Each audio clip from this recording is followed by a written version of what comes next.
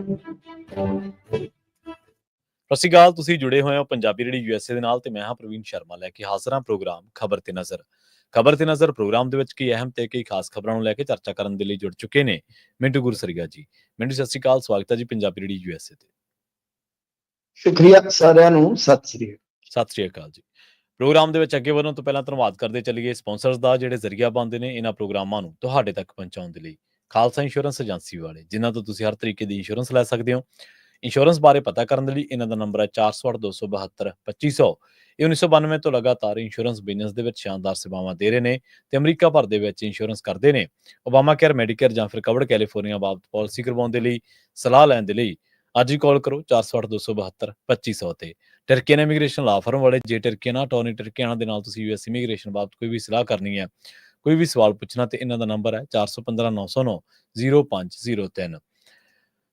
Krishna Dhanota Yuba City, Baljinder Singh Nijjar Woodland, Pritpal Singh Sidhu Fresno, JNLU ਵਾਲੇ truck wash ਕਰਦੇ ਨੇ, ਆਇਲ ਚੇਂਜ ਕਰਦੇ ਨੇ, ਏਅਰ ਬ੍ਰੇਕਾਂ ਦਾ ਕੰਮ ਤਸੱਲੀ ਬਖਸ਼ ਕਰਵਾ ਸਕਦੇ ਹੋ। ਨਵੇਂ ਪੁਰਾਣੇ ਟਾਇਰ ਵੀ ਇਹਨਾਂ ਤੋਂ ਮਿਲਦੇ ਨੇ। ਲੋਕੇਸ਼ਨ ਸੈਂਟਾਨੇਲਾ ਦੀ, ਨਿੰਮਾ ਸੋਤਾ ਦੇ ਨਾਲ ਗੱਲ ਕੀਤੀ ਜਾ ਸਕਦੀ ਹੈ 209-277-0113 ਤੇ। ਜਸਵਿੰਦਰ ਸਿੰਘ ਨਾਗਰਾ ਰੋਜ਼ਵਿਲ, ਅਵਤਾਰ ਸਿੰਘ ਸੰਘਾ ਯੂਬਾ ਸਿਟੀ ਤੋਂ। ਇਹਨਾਂ ਸਾਰੇ ਹੀ ਸਪਾਂਸਰਸ ਦਾ ਬਹੁਤ ਬਹੁਤ ਧੰਨਵਾਦ। ਤੇ ਜੇਕਰ ਤੁਸੀਂ ਵੀ ਪੰਜਾਬੀ ਰੇਡੀਓ USA ਦੇ ਇਹਨਾਂ ਪ੍ਰੋਗਰਾਮਾਂ ਨੂੰ ਸਪਾਂਸਰ ਕਰਨਾ ਚਾਹੁੰਦੇ ਹੋ ਤਾਂ ਸਟੂਡੀਓ ਦਾ ਨੰਬਰ ਹੈ 408-272-5200। ਅੱਜ ਦਾ ਇਹ ਖਬਰ ਤੇ ਨਜ਼ਰ ਪ੍ਰੋਗਰਾਮ ਸਾਲ 2025 ਦੀ 10 ਜਨਵਰੀ ਦਾ ਪ੍ਰੋਗਰਾਮ ਹੈ ਤੇ ਦਿਨ ਅੱਜ ਸ਼ੁੱਕਰਵਾਰ ਹੈ। ਖਬਰਾਂ ਦੀ ਸ਼ੁਰੂਆਤ ਕਰੀਏ ਮਿੰਟੂ ਜੀ ਅਕਾਲੀ ਦਲ ਦੀ ਸਿਆਸਤ ਤੋਂ। ਪਿਛਲੇ ਕੁਝ ਮਹੀਨਿਆਂ ਦੇ ਵਿੱਚ ਬਹੁਤ ਕੁਝ ਵਾਪਰ ਗਿਆ। ਅਖੀਰ ਉਹ ਖਬਰ ਵੀ ਆ ਚੁੱਕੀ ਹੈ ਜਿਹਦੇ ਉੱਤੇ ਬਹੁਤ ਚਰਚਾ ਹੋਈ ਹੈ ਲੰਘੇ ਦਿਨਾਂ ਦੇ ਵਿੱਚ। ਸੁਖਬੀਰ ਬਾਦਲ ਦਾ ਅਸਤੀਫਾ ਪ੍ਰਵਾਨ ਹੋ ਗਿਆ ਜੀ। ਜੀ ਬਿਲਕੁਲ, ਸੁਖਬੀਰ ਸਿੰਘ ਬਾਦਲ ਦਾ ਅਸਤੀਫਾ ਜਿਹੜਾ ਉਹ ਮਨਜ਼ੂਰ ਕਰ ਲਿਆ ਗਿਆ। ਅੱਜ ਵਰਕਿੰਗ ਕਮੇਟੀ ਦੀ ਮੀਟਿੰਗ ਸੀਗੀ ਜੀ ਤੇ ਕਹਿ ਸਕਦੇ ਹਾਂ ਕਿ 30 ਸਾਲ ਬਾਅਦ, ਲਗਭਗ 30 ਸਾਲ ਬਾਅਦ ਬਾਦਲ ਫੈਮਿਲੀ ਇੱਕ ਵਾਰੀ ਪਾਸੇ ਆ। ਠੀਕ ਹੈ ਨਾ ਜੀ। ਤਾਂ ਪਰ ਗੱਲ ਇਹ ਆ ਕਿ ਹੁਣ ਸਾਰਾ ਕੁਝ ਜੇ ਆਪਾਂ ਦੇਖੀਏ ਤਾਂ ਵੈਸਾ ਹੀ ਜਾ ਰਿਹਾ ਜੈਸਾ ਕਿ ਲੋਕਾਂ ਨੇ ਕਿਤੇ ਨਾ ਕਿਤੇ ਕਿਆਸਿਆ ਸੀਗਾ ਜੀ।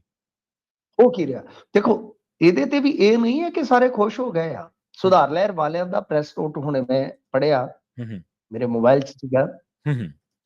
ਉੱਤੇ ਇਸ ਨੂੰ ਕਹਿ ਲਓ ਕਿ ਬਹੁਤ ਤਗੜੇ ਸ਼ਬਦਾਂ ਦੇ ਨਾਲ ਕਹਿ ਰਹੇ ਆ ਕਿ ਜੇ ਆਪਾਂ ਉਹਨਾਂ ਦੇ ਪ੍ਰੈਸ ਨੋਟ ਨੂੰ ਪੜ੍ਹੀਏ ਨਾ ਤਾਂ ਉਹਨਾਂ ਦੀ ਸ਼ਬਦਾਵਲੀ ਤੇ ਬਹੁਤ ਤਿੱਖੀ ਹੈ। ਉਹ ਤੇ ਕਹਿੰਦੇ ਕਿ ਤਮਾਮ ਵਰਕਿੰਗ ਕਮੇਟੀ ਮੈਂਬਰ ਇਤਿਹਾਸਿਕ ਗੁਨਾਹ ਦੇ ਭਾਗੀਦਾਰ ਬਣੇ ਆ। ਠੀਕ ਹੈ। ਸ੍ਰੀ ਅਕਾਲ ਤਖਤ ਤੋਂ ਭਗੌੜਾ ਗਰੋਹ ਨੇ ਹੁਕਮਨਾਮੇ ਦਾ ਚੀਰ ਹਰਨ ਕਰ ਲਿਆ, ਯਾਨੀ ਸੰਤੁਸ਼ਟੀ ਨਹੀਂ। ਇਹਨਾਂ ਦੇ ਕਹਿਣ ਦਾ ਅਰਥ ਇਹ ਆ, ਕਿਉਂਕਿ ਦੇਖੋ ਸੁਖਬੀਰ ਸਿੰਘ ਬਾਦਲ ਦਾ ਅਸਤੀਫਾ ਮਨਜ਼ੂਰ ਹੋ ਗਿਆ, ਇਹ ਤੇ ਆਦੇਸ਼ ਦਾ ਇੱਕ ਪਾਰਟ ਜਿਹੜਾ ਹੈ ਉਹ ਬਈ ਨਿਪਰੇ ਚੜ ਗਿਆ। ਪਰ ਇੱਕ 7 ਮੈਂਬਰੀ ਜਿਹੜੀ ਕਮੇਟੀ ਬਣਾਈ ਸੀਗੀ, ਠੀਕ ਹੈ ਜੀ, ਤਾਂ ਉਹਦੇ ਵਿੱਚੋਂ 2 ਮੈਂਬਰ ਤਾਂ ਪਾਸੇ ਕਰ ਦਿੱਤੇ ਗਏ ਨੇ। ਉਹ ਹਵਾਲਾ ਦਿੱਤਾ ਗਿਆ ਕਿ ਉਹ ਨਹੀਂ ਕੰਮ ਕਰ ਸਕਦੇ ਕਿਉਂਕਿ ਸ਼ਾਇਦ ਉਹ ਮੁਲਾਜ਼ਮਤ ਵੀ ਕਰਦੇ ਨੇ।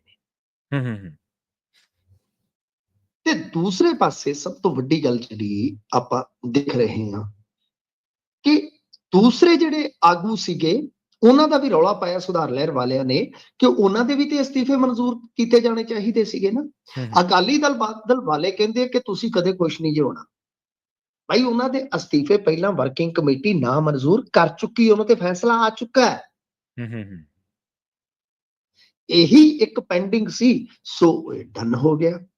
ਤੇ ਇਧਰੋਂ ਬਲਜੀਤ ਸਿੰਘ ਚੀਮਾ ਹੋਰਾਂ ਨੇ ਆ ਕੇ ਤੇ ਨਾਲ ਦੀ ਨਾਲ ਦੱਸ ਦਿੱਤਾ ਕਿ ਦੇਖੋ ਜੀ 20 ਫਰਵਰੀ ਤੱਕ ਮੈਂਬਰਸ਼ਿਪ ਦੀ ਮੁਹਿੰਮ ਜਿਹੜੀ ਉਹ ਸ਼ੁਰੂ ਹੋ ਜਾਏਗੀ।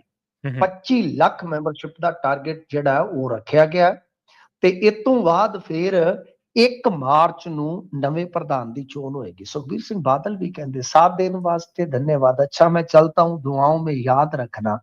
ਫਿਰ ਉਹ ਕਹਿੰਦੇ ਆ ਕਿ ਹੁਣ ਪ੍ਰਧਾਨ ਦੀ ਚੋਣ ਹੋਏਗੀ। ਪਰ ਮਸਲਾ ਜਿਹੜਾ ਹੈ ਫਿਰ ਉਹੀ ਆ ਕਿ ਕਮੇਟੀ ਇਹਦੀ ਨਿਗਰਾਨੀ ਨਹੀਂ ਕਰੇਗੀ ਭਰਤੀ ਦੀ। ਆਬਜ਼ਰਵਰ ਲਾ ਦਿੱਤੇ ਗਏ ਅਕਾਲੀ ਦਲ ਜੀ। ਮਤਲਬ ਕਿ ਤਕਰੀਬਨ ਫਿਰ ਉੱਥੇ ਹੀ ਰੇੜਕਾ।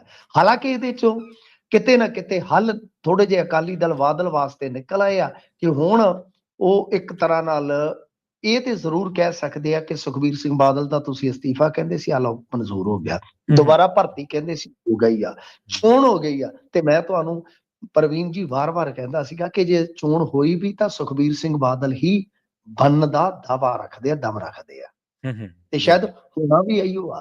ਪਰ ਗੱਲ ਇਹ ਆ ਕਿ ਫਿਰ ਉਹੀ ਕਿ ਰਿਸਕ ਲੈਣ ਤੋਂ, ਉਹ ਜਿਵੇਂ ਇੱਕ ਗੀਤ ਸੀ ਸਾਡੀ ਜਵਾਨੀ ਚ ਆਇਆ ਸੀ, ਫਿਰ ਮੈਂ ਰਿਸਕ ਲੈਣ ਤੋਂ ਡਰਦੀ ਸਾਂ ਸਜਣਾ, ਤਾਂ ਇਹ ਰਿਸਕ ਲੈਣ ਤੋਂ ਕਿਤੇ ਨਾ ਕਿਤੇ ਡਰ ਗਿਆ।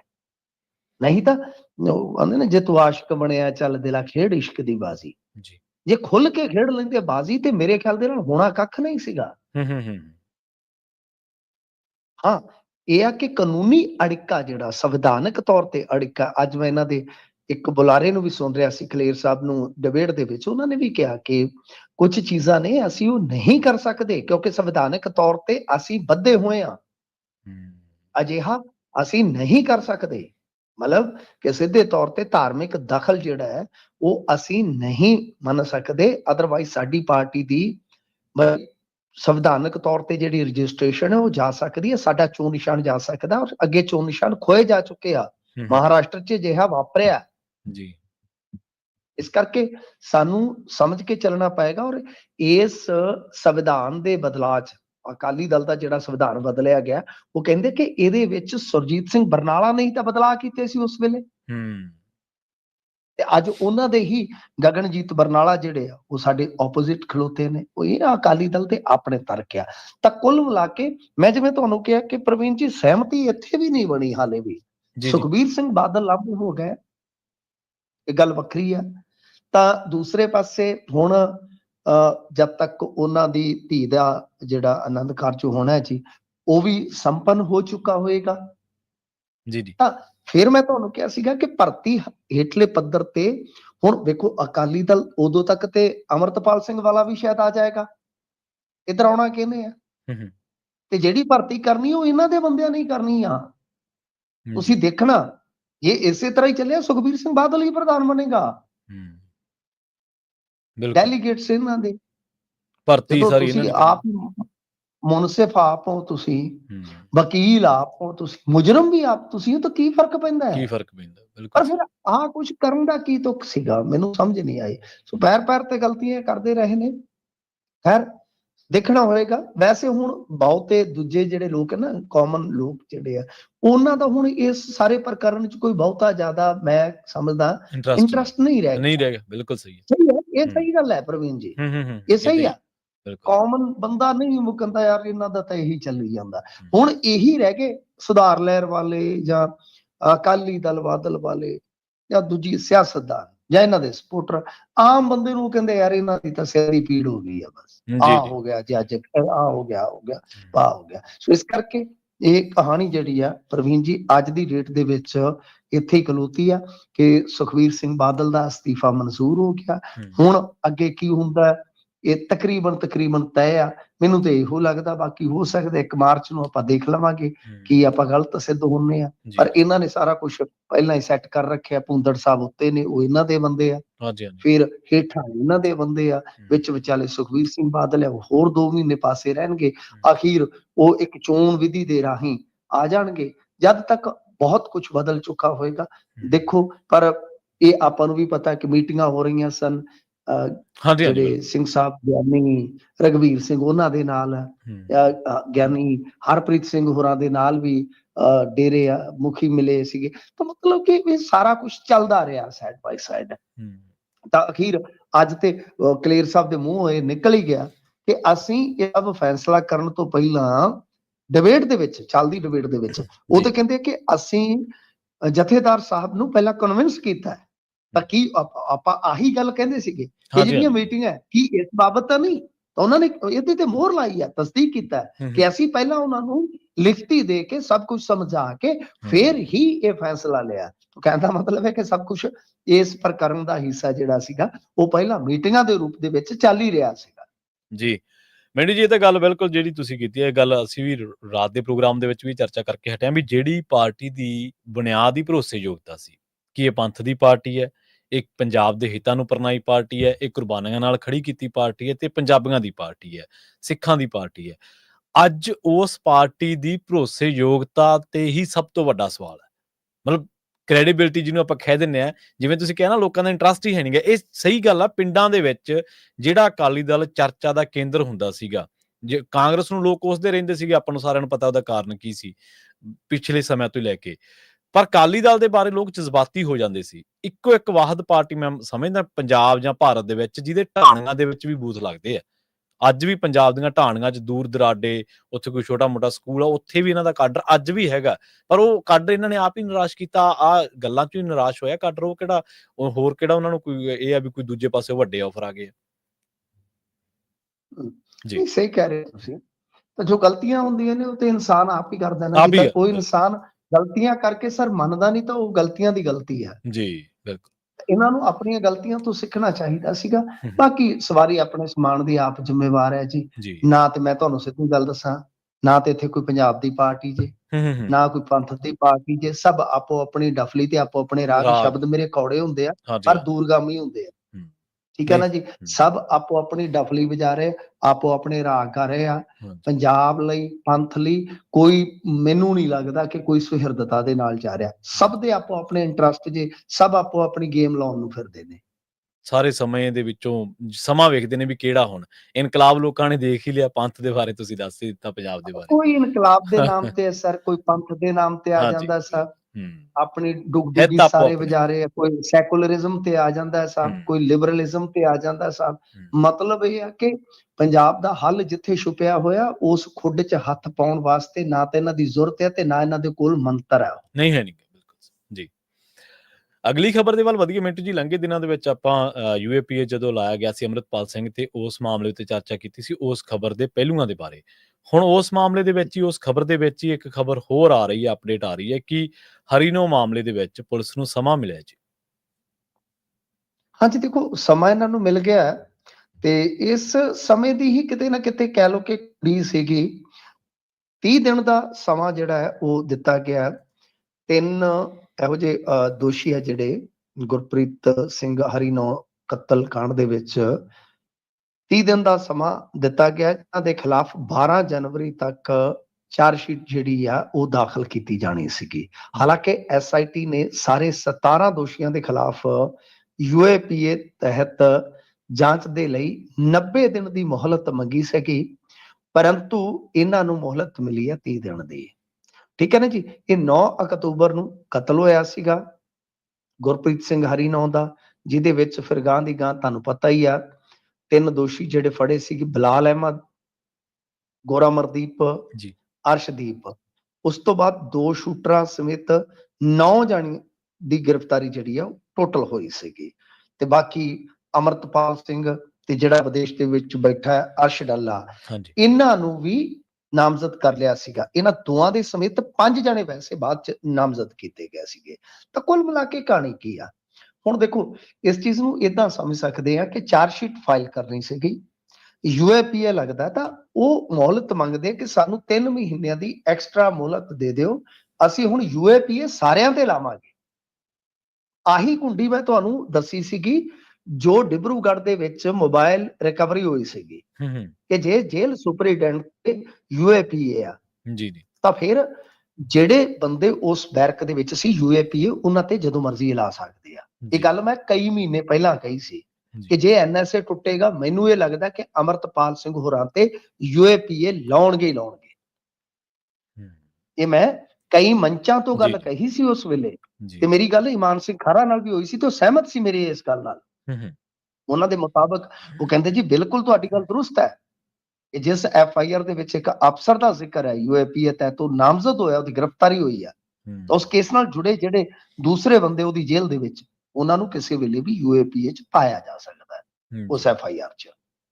ਮਤਲਬ ਇਹ ਹੈ ਕਿ ਮੈਨੂੰ ਇਹ ਲੱਗਦਾ ਸੀਗਾ ਕਿ ਉਧਰ UAPA ਲਾਉਣਗੇ, ਪਰ ਇਸ ਦਰਮਿਆਨ ਕੀ ਹੁੰਦਾ ਕਿ ਗੁਰਪ੍ਰੀਤ ਸਿੰਘ ਹਰੀਨੋ ਦਾ ਕਤਲ ਹੋ ਜਾਂਦਾ ਹੈ। ਦੇਖੋ, ਇਹ ਕਤਲ ਹੋਇਆ ਉਹ ਵੀ ਸਿੱਖ ਨੌਜਵਾਨ ਸੀਗਾ। ਵਿਚਾਰਕ ਮਤਭੇਦ ਹੋ ਸਕਦੇ ਆ, ਕੋਈ ਟਸਲ ਹੋ ਸਕਦੀ ਆ, ਉਹ ਵੀ ਨਿਆਂ ਹੋਣਾ ਚਾਹੀਦਾ ਹੈ, ਇਹਦੇ ਵਿੱਚ ਕੋਈ ਸ਼ੱਕ ਨਹੀਂ, ਕੋਈ ਦੋ ਰਾਏ ਨਹੀਂ ਹੈ। ਪਰ ਗੱਲ ਇਹ ਹੈ ਕਿ ਜੇ ਤੁਸੀਂ ਚਾਰਜਸ਼ੀਟ ਦੇ ਵਿੱਚ ਫਸੇ, ਕੋਈ ਇਸ ਤਰ੍ਹਾਂ ਦਾ ਕੋਈ ਤੁਸੀਂ ਅੜਿੱਕਾ ਪਾ ਰਹੇ ਹੋ ਕਿ ਸਾਨੂੰ ਸਮਾਂ ਮਿਲ ਜਾਵੇ, ਤੇ ਕੱਲ ਨੂੰ ਗੱਲ ਝੂਠੀ ਪੈ ਜਾਵੇ, ਤਾਂ ਉਹ ਠੀਕ ਨਹੀਂ, ਉਹ ਠੀਕ ਨਹੀਂ ਹੈ। ਯਾਨੀ UAPA ਨੂੰ ਵਰਤਿਆ ਨਾ ਜਾ ਰਿਹਾ ਹੋਵੇ। ਜੇ ਤਾਂ ਸਹੀ ਹੈ ਤੇ ਠੀਕ ਹੈ, ਕੱਲ ਨੂੰ ਤੁਸੀਂ ਸਥਾਪਿਤ ਕਰ ਲਓ ਤੇ ਤਾਂ ਆਪਾਂ ਕਹੀਏ, ਪਰ ਜੇ ਉਹ ਡਿੱਗ ਪਵੇ ਸਾਰੀ ਕਹਾਣੀ ਤੁਹਾਡੀ, ਤਾਂ ਫਿਰ ਆਪਾਂ ਸਮਝ ਸਕਦੇ ਹਾਂ ਕਿ ਇਹਨਾਂ ਨੇ ਜਾਨ ਛੁਡਾਉਣ ਵਾਸਤੇ ਹੀ ਅਜਿਹਾ ਕੀਤਾ। ਸੋ ਇਹਨਾਂ ਨੂੰ ਸਮਾਂ ਜ਼ਰੂਰ ਮਿਲ ਗਿਆ, ਪਰ ਜਿੰਨਾ ਸਮਾਂ ਇਹਨਾਂ ਨੇ ਚਾਹਿਆ ਸੀ, ਕੋਰਟ ਨੇ ਓਨਾ ਸਮਾਂ ਇਹਨਾਂ ਨੂੰ ਦਿੱਤਾ ਨਹੀਂ ਹੈ। ਬਹੁਤ ਘੱਟ ਸਮਾਂ ਦਿੱਤਾ, ਤੇ ਇਸ ਘੱਟ ਸਮੇਂ ਦੇ ਵਿੱਚ ਹੁਣ ਇਹਨਾਂ ਨੂੰ ਸਾਰੀ ਜਾਂਚ ਪੜਤਾਲ ਪੂਰਨ ਤੌਰ ਤੇ ਕਰਕੇ ਉਸ ਤੋਂ ਬਾਅਦ ਜਿਹੜੀ ਜੋ ਵੀ ਬਣਦੀ ਕਾਰਵਾਈ ਆ ਉਹ ਕੋਰਟ ਦੇ ਸਾਹਮਣੇ ਰੱਖਣੀ ਪਊਗੀ, ਤੇ ਉਸ ਤੋਂ ਬਾਅਦ ਫਿਰ ਟਰਾਇਲ ਸਟਾਰਟ ਹੋ ਜਾਏਗਾ। ਜੀ, ਤੇ ਮਿੰਟੂ ਜੀ ਗੱਲ ਕਰੀਏ ਆਪਾਂ ਲੋਹੜੀ ਤੋਂ ਬਾਅਦ, ਕਹਿੰਦੇ ਲੁਧਿਆਣੇ ਵਾਲਿਆਂ ਨੂੰ ਮੇਅਰ ਮਿਲ ਜਾਣਾ ਜੀ। ਆ ਵੇਖੋ, ਲੋਹੜੀ ਤੋਂ ਬਾਅਦ ਕਿਤੇ ਇਹ ਨਾ ਹੋਵੇ ਕਹਿ ਦੇਣ ਕਿ ਚਲੋ ਹੋਲੀ ਦੇ ਰੰਗਾਂ 'ਚ ਹੀ ਰੰਗ ਪਵਾ ਦਿਆਂਗੇ ਕਿਸੇ ਨਾ ਕਿਸੇ ਤੇ, ਕਿਉਂਕਿ ਕਦੇ ਕਹਿ ਦਿੰਦੇ ਸੀ ਨਵੇਂ ਸਾਲ ਦੇ ਮੌਕੇ ਤੇ ਇੱਧਰ ਉੱਧਰ, ਤਾਂ ਇੱਕ ਨਾ ਇੱਕ ਦਿਨ ਤੇ ਚਲੋ ਇਹ ਮੇਅਰ ਮਿਲਣਗੇ ਹੀ। ਹੁਣ ਦੇਖੋ, ਲੁਧਿਆਣੇ ਦੇ ਵਿੱਚ ਇਹਨਾਂ ਨੂੰ 4 ਬੰਦੇ ਮਿਲ ਗਏ ਜੀ, 4 ਬੰਦੇ ਮਿਲ ਗਏ, ਤਾਂ ਹੁਣ ਇਹਨਾਂ ਨੂੰ ਵੀ ਮੇਅਰ ਮਿਲ ਜਾਏਗਾ। ਮਿਲੇ ਸੁਰ ਮੇਰਾ ਤਮਾਰਾ। ਹੁਣ ਇਹਨਾਂ ਨੇ 4 ਨਵੇਂ ਰਲਾ ਲਏ ਆ, ਤੇ ਇਹਦੇ ਵਿੱਚ ਮੇਰੇ ਖਿਆਲ ਦੇ ਨਾਲ 2 ਤੇ ਭਾਜਪਾ ਦੇ ਸੀਗੇ, ਨਹੀਂ 2 ਕਾਂਗਰਸ ਤੇ ਭਾਜਪਾ ਦਾ ਇੱਕ ਜਣਾ ਸੀਗਾ, ਤੇ ਇੱਕ ਸ਼ਾਇਦ ਕਿਤੇ ਹੋਰ ਫੜ ਲਿਆ ਹੋਣਾ ਕੋਈ ਆਜ਼ਾਦ ਵਗੈਰਾ, ਤਾਂ ਕੁੱਲ ਮਿਲਾ ਕੇ ਇਹਨਾਂ ਨੇ 4 ਲੈ ਲਏ ਆ। ਹੁਣ ਇਹਨਾਂ ਦੀ ਗੱਲ ਬਣ ਗਈ ਆ ਕਿ ਤੇਰੀ ਮੇਰੀ ਗੱਲ ਬਣ ਗਈ। ਅੱਜ ਹੋ ਗਿਆ ਪੂਰਾ ਸਾਲ ਕਿ ਤੇਰੀ ਮੇਰੀ ਗੱਲ ਬਣ ਗਈ, ਤਾਂ ਇਹ ਹੁਣ ਇਹਨਾਂ ਦੀ ਗੱਲ ਬਣ ਗਈ ਆ। ਸਾਲ ਹੋ ਜਾਵੇ ਭਾਵੇਂ 6 ਮਹੀਨੇ ਹੋ ਜਾਵੇ, ਮੇਅਰ ਜਦੋਂ ਮਰਜ਼ੀ ਬਣਾ ਲੈਣ। ਇਹ ਕਹਿੰਦੇ ਆ ਕਿ ਲੋਹੜੀ ਤੋਂ ਬਾਅਦ ਲੁਧਿਆਣੇ ਅਸੀਂ ਮੇਅਰ ਬਣਾ ਦੇਵਾਂਗੇ। ਤਾਂ ਕੁੱਲ ਮਿਲ ਕੇ ਉਹੀ ਕਹਿੰਦੇ ਹੁੰਦੇ ਆ ਨਾ ਕਿ ਕਹੀਂ ਕੀ ਈਟ ਕਹੀਂ ਕਾ ਰੋੜਾ, ਭਾਨੂਮਤੀ ਨੇ ਕੁਨਬਾ ਜੋੜਾ। ਬਸ ਇਹ ਕੁਨਬਾ ਜਿਹੜਾ ਇਕੱਠਾ ਕੀਤਾ ਜਾ ਰਿਹਾ। ਅੰਮ੍ਰਿਤਸਰ ਦੇ ਵਿੱਚ ਵੀ ਕਾਂਗਰਸ ਦੀ ਬੈਠਕ, ਉੱਥੇ 5 ਇਹਨਾਂ ਨੂੰ ਚਾਹੀਦੇ ਆ, ਕਾਂਗਰਸ ਨੂੰ 5 ਜਣੇ ਕਹਿੰਦੇ, 5 ਹਮ 5 ਇੱਕ ਫਿਲਮ ਵੀ ਸੀਗੀ ਜਦੋਂ ਅਸੀਂ ਛੋਟੇ ਹੁੰਦੇ ਸੀਗੇ, ਤਾਂ ਇਹਨਾਂ ਨੂੰ 5 ਚਾਹੀਦੇ ਆ। ਆਮ ਆਦਮੀ ਪਾਰਟੀ ਦੇ ਨਾਲ 35 ਆ, ਉਹ ਉੱਥੇ ਖਲੋਤੇ ਵੀ ਕਹੀ ਜਾਂਦੇ ਕਿ ਕੋਈ ਗੱਲ ਨਹੀਂ ਅਸੀਂ ਬਣਾ ਲਵਾਂਗੇ। ਤੇ ਇੱਧਰ ਜਲੰਧਰ ਡਿਵੀਜ਼ਨਲ ਕਮਿਸ਼ਨਰ ਨੂੰ, DC ਨੂੰ, ਯਾਨੀ ਕਾਂਗਰਸ ਨੇ ਪੱਤਰ ਲਿਖਿਆ ਕਿ ਜਿਹੜੀ ਇਲੈਕਸ਼ਨ ਦੀ VOTING ਪ੍ਰਕਿਰਿਆ ਉਹਨੂੰ ਗੁਪਤ ਰੱਖਿਆ ਜਾਵੇ, ਕਿ ਬਿਨਾਂ ਦਬਾਅ ਦੇ ਚੁਣਿਆ ਜਾਵੇ ਮੇਅਰ। ਇੱਥੇ ਕ੍ਰਾਸ VOTING ਦੀ ਗੁੰਜਾਇਸ਼ ਹੈ। ਪਟਿਆਲੇ ਦੇ ਵਿੱਚ ਆਮ ਆਦਮੀ ਪਾਰਟੀ ਦੇ ਕੁੰਦਨ ਗੋਗੀਆ ਜਿਹੜੇ ਆ ਉਹ ਮੇਅਰ ਬਣ ਗਏ। ਹਰਿੰਦਰ ਕੋਹਲੀ ਤੇ ਜਗਦੀਪ ਜੱਗਾ ਵੀ ਜਿਹੜੇ ਉਹ ਜ਼ਿੰਮੇਵਾਰੀ 'ਚ ਆ ਗਏ ਆ। ਤਾਂ ਇਹ ਇਸ ਵੇਲੇ ਦਾ ਦ੍ਰਿਸ਼ਟਾਂਤ ਹੈ। ਇਹ ਮੈਂ ਤੁਹਾਨੂੰ ਜਿਵੇਂ ਪਹਿਲਾਂ ਹੀ ਦੱਸੀ ਸੀ, ਜਿੱਦਾਂ ਦੇ ਨੋਟੀਫਿਕੇਸ਼ਨ ਜਾਰੀ ਹੋਏ ਆ, ਕਿਉਂਕਿ ਉਦੋਂ ਪਹਿਲਾਂ ਇੱਕ ਦਾ ਨੋਟੀਫਿਕੇਸ਼ਨ ਜਾਰੀ ਹੋਇਆ, ਵੈਸੇ ਸਾਰਿਆਂ ਦੇ ਕਰ ਦਿੱਤੇ ਸੀ ਇਹਨਾਂ ਨੇ, ਬਾਅਦ 'ਚ ਪਤਾ ਲੱਗਿਆ ਕਿ ਸਾਰਿਆਂ ਵਾਸਤੇ ਹੋ ਗਏ ਨੇ। ਤਾਂ ਉਦੋਂ ਹੀ ਮੈਂ ਤੁਹਾਨੂੰ ਦੱਸਿਆ ਸੀਗਾ ਕਿ ਨਿਗਮਾਂ ਦੇ ਵਿੱਚ ਨਗਮਾ ਹੁਣ ਇੱਕ ਵੱਖਰੀ ਕਿਸਮ ਦਾ ਗਾਇਆ ਜਾਊਗਾ। ਉਹਦੇ 'ਚ ਇਹ ਆ ਕਿ ਆਮ ਆਦਮੀ ਪਾਰਟੀ ਨੇ ਜ਼ੋਰ ਲਾ ਲਿਆ, ਪਟਿਆਲੇ 'ਚ ਜੋ ਕੀਤਾ ਸੋ ਕੀਤਾ, ਬਾਅਦ ਦੇ ਵਿੱਚ 4 'ਚ ਜੋ ਇਹਨਾਂ ਦੇ ਨਾਲ ਹੋਇਆ ਸੋ ਹੋਇਆ। ਹੁਣ ਇਹ ਹੋਣਾ ਕਿ ਕ੍ਰਾਸ VOTING ਤੇ ਆ ਕੇ ਗੇਮ ਖੜ ਜਾਏਗੀ। ਬਹੁਤ ਮੋਟਾ ਮਾਲ ਲੱਗੇਗਾ। ਉਸ ਤੋਂ ਬਾਅਦ ਜਿਹੜੇ ਇਹ ਖੋਤਾ ਬਾਜ਼ਾਰ ਦੇ ਵਿੱਚ ਵਿਕ ਜਾਣਗੇ, ਉਸ ਤੋਂ ਬਾਅਦ ਉਹ ਆਪਣੀ ਕਮੀਨਗੀ ਕਰਨਗੇ। ਜਿਵੇਂ ਕਹਿੰਦੇ ਨਾ, ਅੰਧੇਰੀ ਰਾਤ ਮੇਂ ਦੀਆ ਤੇਰੇ ਹੱਥ ਮੇਂ, ਉਹ ਦੀਵਾ ਇਹਨਾਂ ਦੇ ਹੱਥ 'ਚ ਹੋਏਗਾ ਸਾ, ਉਸ ਦੀਵੇ ਨਾਲ ਜਿਹਦੇ ਮਰਜ਼ੀ ਇਹ ਭਾਗ ਰੋਸ਼ਨਾ ਦੇਣਗੇ। ਤਾਂ ਇਹ ਕਹਾਣੀ ਆ ਕਿ ਇਹ ਖੁੱਲੇ ਰੂਪ ਦੇ ਵਿੱਚ ਖਰੀਦੋ ਫਰੋਖਤ ਹੈ, ਔਰ ਐਸੀ ਖਰੀਦੋ ਫਰੋਖਤ ਹੈ ਜਿਹਦੇ ਤੇ ਕੋਈ ਡੰਡਾ ਨਹੀਂ, ਕੋਈ ਸਕੰਜਾ ਨਹੀਂ ਹੈ, ਕੋਈ ਇਹਦੇ ਤੇ ਕਾਨੂੰਨ ਲਾਗੂ ਨਹੀਂ ਹੁੰਦਾ। ਮੈਂ ਤੁਹਾਨੂੰ ਦੱਸਿਆ ਸੀਗਾ ਕਿ ਇਹਦੇ ਤੇ ਕੋਈ ਦਲ ਬਦਲੀ ਕਾਨੂੰਨ ਲਾਗੂ ਨਹੀਂ ਹੁੰਦਾ, ਇਹਦੇ ਤੇ ਕੋਈ ਵਿਪ ਲਾਗੂ ਨਹੀਂ ਹੁੰਦਾ। ਸੋ ਇਹ ਖੁੱਲੀ ਖੇਡ ਫਰੂਕਾਬਾਦੀ ਆ। ਇਹਦੇ ਵਿੱਚ ਜਿਹਦੇ ਕੋਲ ਮਾਲ ਹੈ, ਜਿਹਦੇ ਕੋਲ ਡੰਡਾ ਹੈ, ਜਿਹਦੇ ਕੋਲ ਸਭ ਕੁਝ ਹੈ, ਤਾਂ ਉਹਦੇ ਪਾਸੇ ਇਹ ਗੱਲਾਂ ਝੁਕ ਜਾਂਦੀਆਂ ਨੇ। ਇਹ ਨਹੀਂ ਹੈ ਕਿ ਸਾਰੇ ਵਿਕਾਊ ਹੁੰਦੇ ਆ, ਕਈ ਟਿਕਾਊ ਹੁੰਦੇ ਆ, ਥੋੜੇ ਬਹੁਤੇ ਹੁੰਦੇ ਆ ਜਿਨ੍ਹਾਂ ਨੇ ਮਤਲਬ ਕਿ ਇੱਧਰ ਵੀ ਮੂੰਹ ਮਾਰਨਾ ਹੁੰਦਾ, ਉੱਧਰ ਵੀ ਮੂੰਹ ਮਾਰਨਾ ਹੁੰਦਾ। ਪਤਾ ਲੱਗ ਜਾਊਗਾ ਕਿ ਐਸੇ ਖੋਤੇ ਕਿਹੜੇ ਆ ਜਿਹੜੇ ਵਿਕੇ ਆ। ਜਿੱਦਣ ਕ੍ਰਾਸ VOTING ਹੋਈ ਤਾਂ ਉਹ ਪਤਾ ਲੱਗ ਜਾਂਦਾ ਹੁੰਦਾ ਕਿੰਨੇ ਇੱਧਰੋਂ ਗਏ ਨੇ, ਕਿੰਨੇ ਇੱਧਰੋਂ ਗਏ ਨੇ। ਤਾਂ ਕੁੱਲ ਮਿਲਾ ਕੇ ਆਮ ਆਦਮੀ ਪਾਰਟੀ ਜਿਹੜੀ ਹੈ, ਉਹ ਹਿਸਾਬ ਲਾ ਲਓ, ਪਹਿਲਾਂ ਨਿਗਮਾਂ 'ਚ ਸਪਸ਼ਟ ਬਹੁਮਤ ਹਾਸਲ ਨਹੀਂ ਕਰ ਸਕੀ, ਫਿਰ ਉਹ ਜੋੜ ਤੋੜ ਨਾਲ ਵੀ ਸਪਸ਼ਟ ਕਈ ਥਾਈਂ ਨਹੀਂ ਜਾ ਸਕੀ, ਬਹੁਮਤ ਹਾਸਲ ਨਹੀਂ ਕਰ ਸਕੀ। ਔਰ ਹੁਣ ਕ੍ਰਾਸ VOTING 'ਚ ਵੀ ਜੇ ਹਾਰ ਜਾਂਦੀ ਆ, ਮੰਨ ਲਓ ਕਿਸੇ ਇੱਕ ਥਾਂ ਤੇ ਵੀ ਹਾਰ ਜਾਂਦੀ ਆ, ਸਮਝੋ ਮਾਮਲਾ ਬੜਾ ਹੈ। ਬਿਲਕੁਲ ਜੀ। ਤੇ ਗੱਲ ਕਰੀਏ ਪੰਜਾਬ ਸਰਕਾਰ ਦੀ, ਮਿੰਟੂ ਜੀ, ਇਹਨੇ ਕੇਂਦਰ ਸਰਕਾਰ ਨੂੰ ਕਿਸ ਮਾਮਲੇ ਦੇ ਵਿੱਚ ਜਵਾਬ ਭੇਜਿਆ ਜੀ? ਦੇਖੋ, ਨਵੀਂ ਖੇਤੀ ਖਰੜੇ ਦੀ ਜਿਹੜੀ ਕਹਾਣੀ ਆ, ਉਹਦੇ ਵਿੱਚ ਇਹਨਾਂ ਨੇ ਜਵਾਬ ਭੇਜ ਦਿੱਤਾ, ਉਹਦੇ ਵਿੱਚ ਕੁਝ ਨੁਕਤੇ ਜਿਹੜੇ ਇਹਨਾਂ ਨੇ ਵਿਚਾਰੇ ਸੀਗੇ ਉਹੀ ਲਿਖੇ ਆ ਕਿ ਦੇਖੋ ਜੀ, ਇਹ ਤੁਸੀਂ ਪ੍ਰਾਈਵੇਟ ਪਲੇਅਰ ਨੂੰ ਲੈ ਕੇ ਆ ਰਹੇ ਹੋ ਜੀ, ਇਹਦੇ ਨਾਲ ਸਾਡਾ ਜਿਹੜਾ ਮੰਡੀ ਦਾ ਢਾਂਚਾ ਟੁੱਟ ਜਾਵੇਗਾ, ਸਾਡਾ ਵਿਕਾਸ ਰੁਕ ਜਾਵੇਗਾ। ਇਸ ਤੋਂ ਇਲਾਵਾ ਆੜਤੀਆ ਸਿਸਟਮ ਤੁਸੀਂ ਬਾਹਰ ਕਰ ਰਹੇ ਹੋ। ਯਾਨੀ ਕੁੱਲ ਮਿਲਾ ਕੇ ਜਿਹੜੀਆਂ ਗੱਲਾਂ ਤੇ ਆਪਾਂ ਅੱਗੇ ਬਹੁਤ ਵਾਰੀ ਗੱਲ ਕਰ ਚੁੱਕੇ ਆ, ਉਹੀ ਕੁਝ ਨੁਕਤੇ, ਇਹ ਨਹੀਂ ਹੈ ਕਿ ਇਕੱਲੇ ਆਪਾਂ ਹੀ ਗੱਲ ਕਰ ਰਹੇ ਸੀਗੇ, ਬਹੁਤ ਸਾਰੇ ਲੋਕ ਇਹ ਗੱਲ ਕਰ ਰਹੇ ਆ। ਤਾਂ ਉਹੀ ਨੁਕਤੇ ਜਿਹੜੇ ਆ ਉਹ ਫੜ ਕੇ ਇਹਨਾਂ ਨੇ ਕੇਂਦਰ ਨੂੰ ਭੇਜ ਦਿੱਤੇ ਆ ਕਿ ਬਾਈ ਗੱਲ ਇਹ ਆ ਕਿ ਖੇਤੀ ਸਟੇਟ ਸਬਜੈਕਟ ਹੈ, ਇਹਦੇ ਵਿੱਚ ਅਸੀਂ ਦੇਖਣਾ ਕੀ ਕਰਨਾ ਕੀ ਨਹੀਂ ਕਰਨਾ, ਤੇ ਤੁਸੀਂ ਤੇ ਸੈਸ ਦੀ ਯਾਨੀ ਮੰਡੀ ਦੀ ਸੈਸ ਦੀ ਜਿਹੜੀ ਆ ਉਹ ਵੀ ਕੈਪ ਲਾ ਰਹੇ ਹੋ। ਇਸ ਤੋਂ ਇਲਾਵਾ ਸਾਈਲੋ ਵਗੈਰਾ ਜਿਹੜੇ ਆ ਉਹਨਾਂ ਨੂੰ ਯਾਰਡ ਬਣਾ ਰਹੇ ਹੋ, ਉਹਨਾਂ ਨੂੰ ਯਾਰਡ ਦਾ ਦਰਜਾ ਦੇ ਰਹੇ ਹੋ। ਤਾਂ ਸਾਡੇ ਵਾਸਤੇ ਮਿੱਤਰੋ ਇਹ ਗੱਲ ਚੰਗੀ ਨਹੀਂ ਹੈ, ਸੋ ਅਸੀਂ ਇਸ ਨੂੰ ਨਾ ਮਨਜ਼ੂਰ ਕਰਦੇ ਆ। ਤਾਂ ਕੁੱਲ ਮਿਲਾ ਕੇ ਆਮ ਆਦਮੀ ਪਾਰਟੀ ਦੀ ਸਰਕਾਰ ਨੇ ਇੱਕ ਵਾਰੀ ਫਰਜ਼ ਜਿਹੜਾ ਆਪਣਾ ਨਿਭਾ ਦਿੱਤਾ। ਦੇਖੋ ਹੋਰੇ ਕਰ ਵੀ ਕੀ ਸਕਦੇ ਸੀਗੇ ਪ੍ਰਵੀਨ ਜੀ, ਬਿਲਕੁਲ ਸਮਝਦੇ ਹੋ ਨਾ ਕਿ ਪੰਜਾਬ ਦੇ ਵਿੱਚ ਰਹਿ ਕੇ, ਉਹ ਆਂਦੇ ਹੁੰਦੇ ਨਾ ਸਮੁੰਦਰ ਦੇ ਵਿੱਚ ਰਹਿ ਕੇ ਮਗਰਮੱਛ ਦੇ ਨਾਲ ਵੈਰ ਥੋੜੀ ਕਮਾਈ ਦਾ। ਗੱਲ ਇਹ ਆ ਕਿ ਇਹ ਹੁਣ ਇੱਥੇ ਰਹਿ ਕੇ ਕਿਸਾਨਾਂ ਦੇ ਉਲਟ ਬੋਲ ਵੀ ਕੀ ਸਕਦੇ, ਮਜਬੂਰੀ ਹੈ ਇਹਨਾਂ ਦੀ।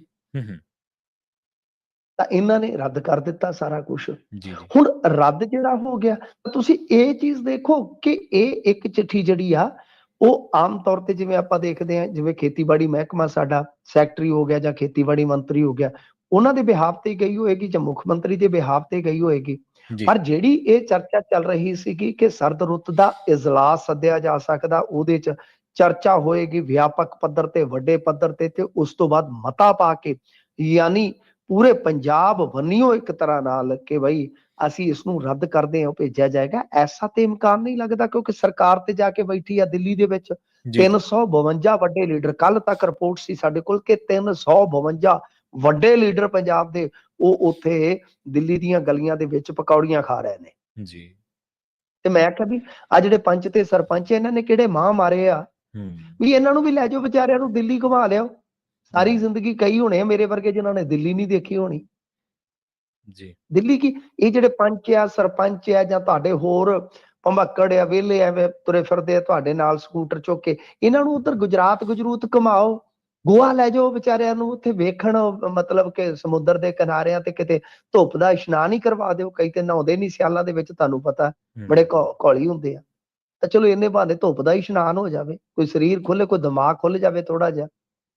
ਤਾਂ ਗੱਲ ਇਹ ਆ ਕਿ ਸਰਕਾਰ ਦੇ ਕੋਲ ਤੇ ਇੰਨਾ ਸਮਾਂ ਨਹੀਂ ਹੈਗਾ ਕਿ ਇਜਲਾਸ ਸੱਦ ਕੇ ਤੇ ਇਹ ਮਤਾ ਪਾ ਦੇਣ।